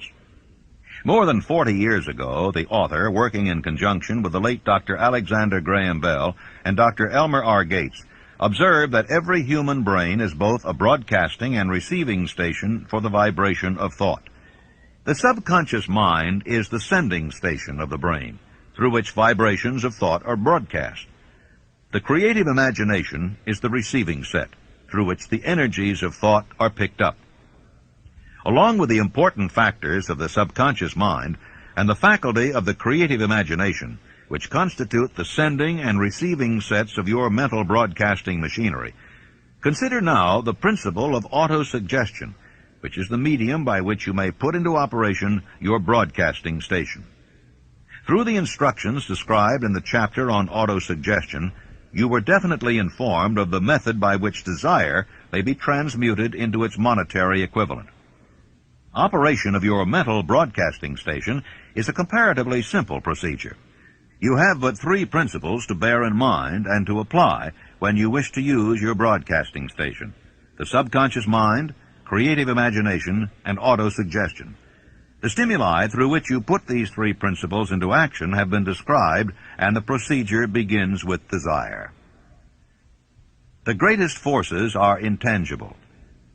Through the ages which have passed, man has depended too much upon his physical senses, and has limited his knowledge to physical things, which he could see, touch, weigh, and measure. We are now entering the most marvelous of all ages, an age which will teach us something of the intangible forces of the world about us. Perhaps we shall learn, as we pass through this age, that the other self is more powerful than the physical self we see when we look into a mirror. Sometimes men speak lightly of the intangibles, the things which they cannot perceive through any of their five senses, and when we hear them, it should remind us that all of us are controlled by forces which are unseen and intangible. The whole of mankind has not the power to cope with nor to control the intangible force wrapped up in the rolling waves of the ocean. Man has not the capacity to understand the intangible force of gravity, which keeps this little earth suspended in space, and keeps man from falling from it, much less the power to control that force. Man is entirely subservient to the intangible force which comes with a thunderstorm, and he is just as helpless in the presence of the intangible force of electricity. Nor is this by any means the end of man's ignorance in connection with things unseen and intangible. He does not understand the intangible force and intelligence wrapped up in the soil of the earth, the force which provides him with every morsel of food he eats, every article of clothing he wears, every dollar he carries in his pockets. The power of thought is the only thing over which you have complete, unchallenged, and unchallengeable control. Controlled by power of will. In giving human beings control over but one thing, the Creator must have chosen the most important of all things. This is a stupendous fact that merits your most profound consideration. If you give it this sort of consideration, you will discover for yourself the rich promises available to those who become masters of their own mind power through self-discipline. The sixth sense, the door to the temple of wisdom, the 13th step toward riches. The 13th principle is known as the sixth sense, through which infinite intelligence may and will communicate voluntarily without any effort from or demands by the individual. This principle is the apex of the philosophy. It can be assimilated, understood, and applied only by first mastering the other 12 principles. The sixth sense is that portion of the subconscious mind which has been referred to as the creative imagination. It has also been referred to as the receiving set, through which ideas, plans, and thoughts flash into the mind. The flashes are sometimes called hunches or inspiration. The sixth sense defies description. It cannot be described to a person who has not mastered the other principles of this philosophy, because such a person has no knowledge and no experience with which the sixth sense may be compared. Miracles of the sixth sense. The author is not a believer in, nor the advocate of miracles, for the reason that he has enough knowledge of nature to understand that nature never deviates from her established laws. Some of her laws are so incomprehensible that they produce what appear to be miracles. The sixth sense comes as near to being a miracle as anything I have ever experienced.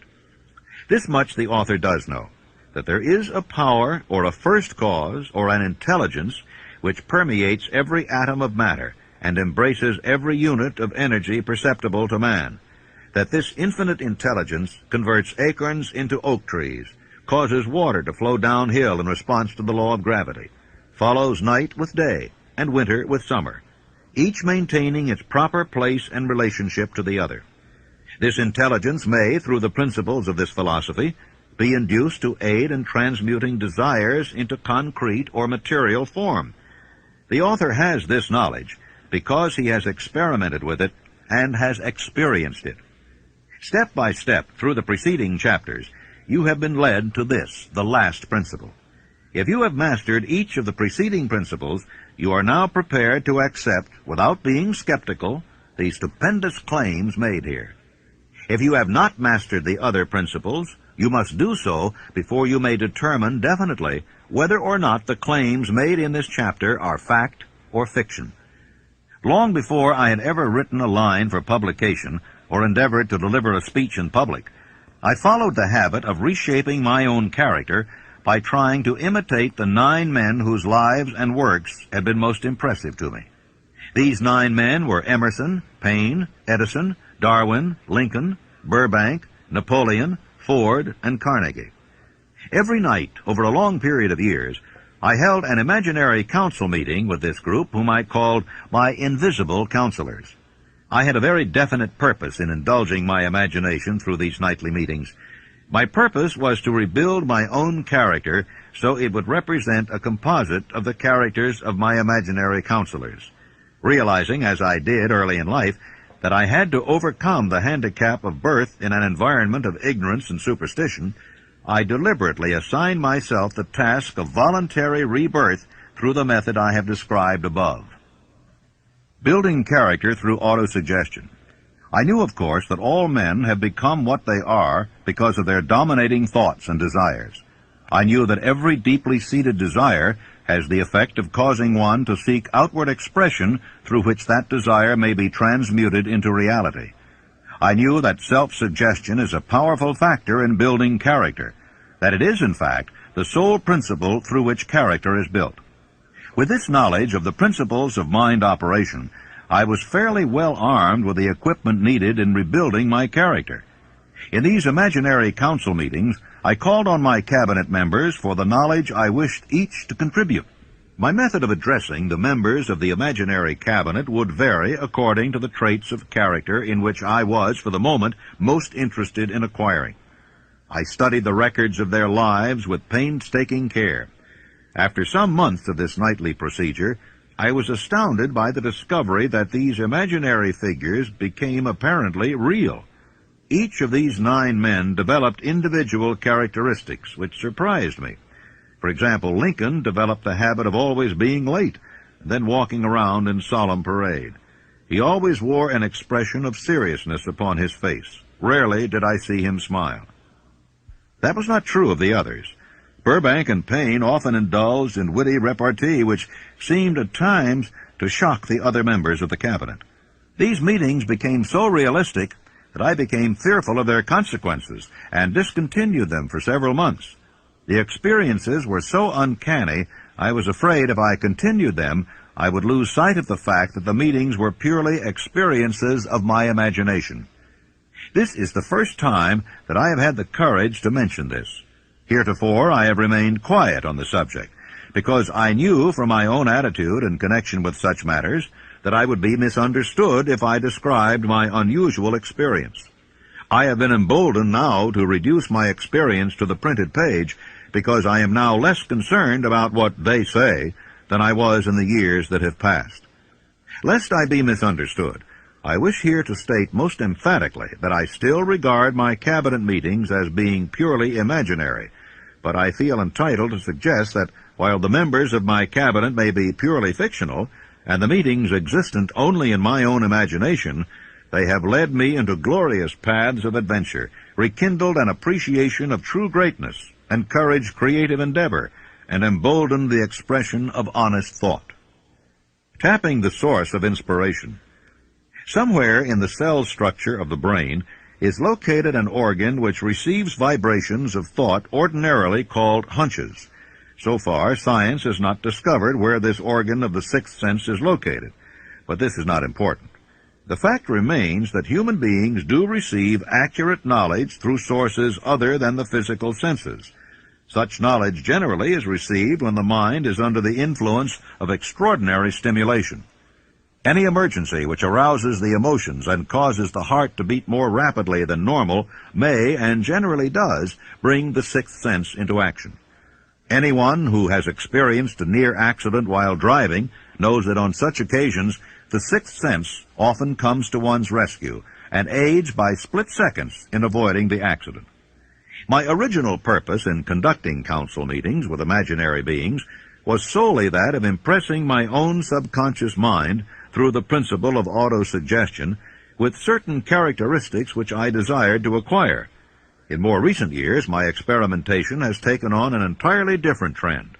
I now go to my imaginary counselors with every difficult problem which confronts me and my clients.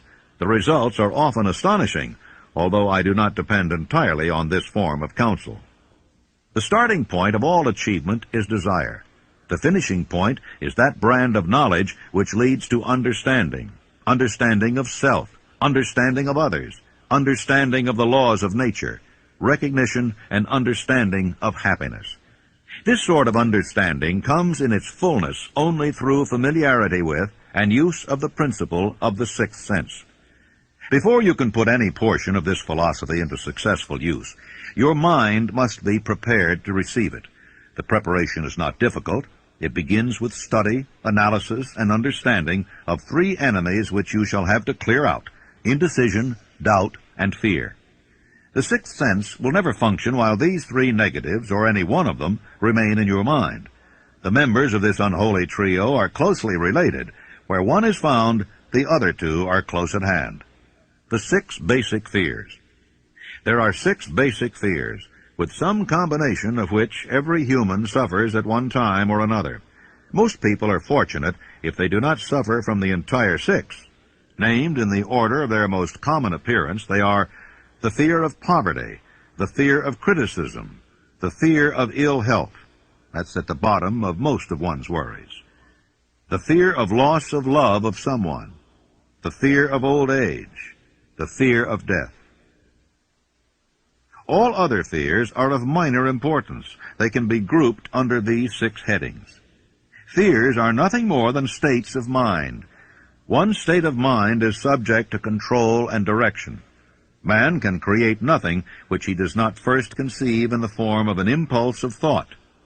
Following this statement comes another of still greater importance, namely, man's thought impulses begin immediately to translate themselves into their physical equivalent, whether those thoughts are voluntary or involuntary. Thought impulses which are picked up by mere chance, thoughts which have been released by other minds, may determine one's financial, business, professional, or social destiny just as surely as do the thought impulses which one creates by intent and design.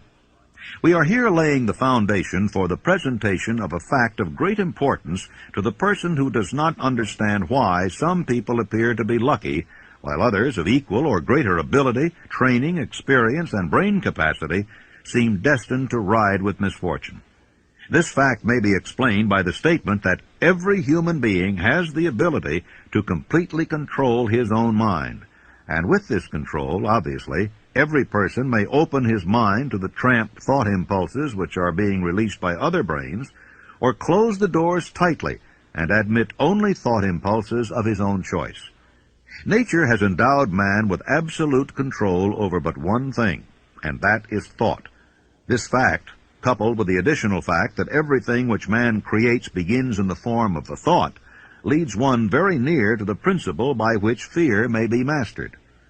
If it is true that all thought has a tendency to clothe itself in its physical equivalent, and this is true beyond any reasonable room for doubt, it is equally true that thought impulses of fear and poverty cannot be translated into terms of courage and financial gain. The 6 basic fears become translated into a state of worry through indecision.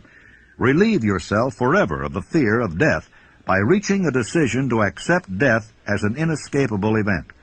Whip the fear of poverty by reaching a decision to get along with whatever wealth you can accumulate without worry. Put your foot upon the neck of fear of criticism by reaching a decision not to worry about what other people think, do, or say. Eliminate the fear of old age by reaching a decision to accept it, not as a handicap, but as a great blessing which carries with it wisdom, self-control, and understanding not known to youth. Acquit yourself of the fear of ill health by the decision to forget symptoms. Master the fear of loss of love by reaching a decision to get along without love if that is necessary. Kill the habit of worry in all its forms by reaching a general blanket decision that nothing which life has to offer is worth the price of worry. With this decision will come poise, peace of mind, and calmness of thought, which will bring happiness. A man whose mind is filled with fear not only destroys his own chances of intelligent action, but he transmits these destructive vibrations to the minds of all who come into contact with him, and also destroys their chances. The devil's workshop. In addition to the 6 basic fears, there is another evil by which people suffer. It constitutes a rich soil in which the seeds of failure grow abundantly. It is so subtle that its presence often is not detected. This affliction cannot properly be classed as a fear. It is more deeply seated and more often fatal than all of the 6 fears. For want of a better name, let us call this evil susceptibility to negative influences. Men who accumulate great riches always protect themselves against this evil. The poverty-stricken never do. Those who succeed in any calling must prepare their minds to resist the evil. If you are reading this philosophy for the purpose of accumulating riches, you should examine yourself very carefully to determine whether you are susceptible to negative influences. If you neglect this self-analysis, you will forfeit your right to attain the object of your desires. How to protect yourself against negative influences? To protect yourself against negative influences, whether of your own making or the result of the activities of negative people around you, recognize that you have a willpower and put it into constant use until it builds a wall of immunity against negative influences in your own mind. Recognize the fact that you and every other human being are by nature lazy, indifferent, and susceptible to all suggestions which harmonize with your weaknesses. Recognize that you are by nature susceptible to all the 6 basic fears, and set up habits for the purpose of counteracting all those fears. Recognize that negative influences often work on you through your subconscious mind. Therefore, they are difficult to detect, and keep your mind closed against all people who depress or discourage you in any way. Clean out your medicine chest, throw away all pill bottles, and stop pandering to colds, aches, pains, and imaginary illness. Deliberately seek the company of people who influence you to think and act for yourself. Do not expect troubles, as they have a tendency not to disappoint. Without doubt, the most common weakness of all human beings is the habit of leaving their minds open to the negative influence of other people. This weakness is all the more damaging because most people do not recognize that they are cursed by it, and many who acknowledge it neglect or refuse to correct the evil until it becomes an uncontrollable part of their daily habits. In parting, I would remind you that life is a checkerboard, and the player opposite you is time. If you hesitate before moving, or neglect to move promptly, your men will be wiped off the board by time. You are playing against a partner who will not tolerate indecision. Previously, you may have had a logical excuse for not having forced life to come through with whatever you asked, but that alibi is now obsolete because you are in possession of the master key that unlocks the door to life's bountiful riches. The master key is intangible, but it is powerful. It is the privilege of creating in your own mind a burning desire for a definite form of riches. There is no penalty for the use of the key, but there is a price you must pay if you do not use it. The price is failure. There is a reward of stupendous proportions if you put the key to use. It is the satisfaction that comes to all who conquer self and force life to pay whatever is asked.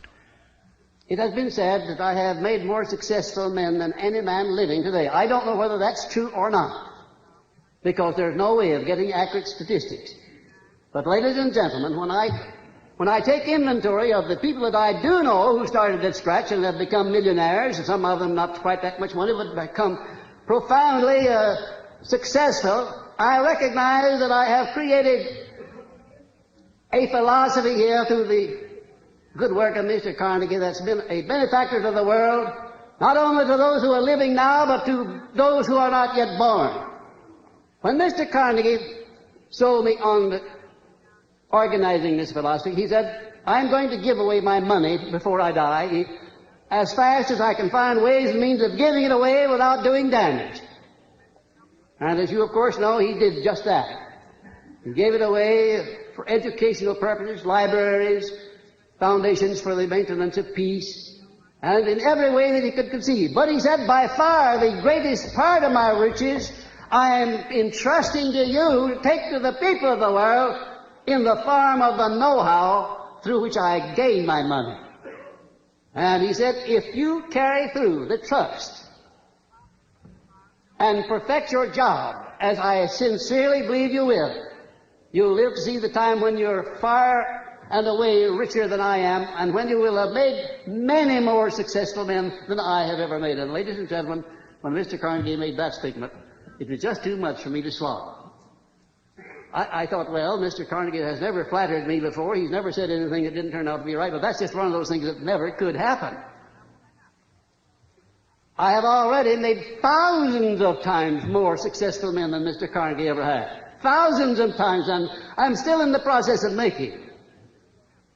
You know, ladies and gentlemen, during those 20 years of research that I put into the building of this philosophy, I ran into some very profound facts and truths.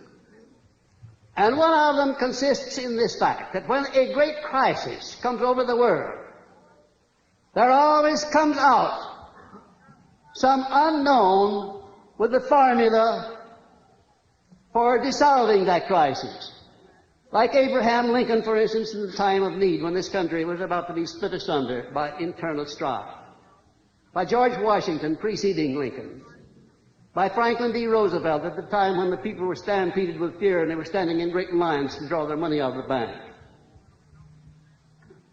And I sometimes wonder if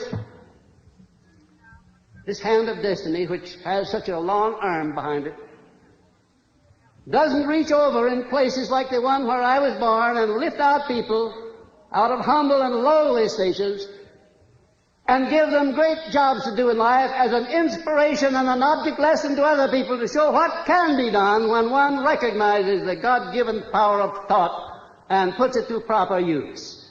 Because if you really and truly tune in on the main line of my source of faith and my source of enthusiasm, become indoctrinated with this philosophy, no matter what it is that you're doing in life, what it is you want to do, you'll find the way always open, and I thank you very much.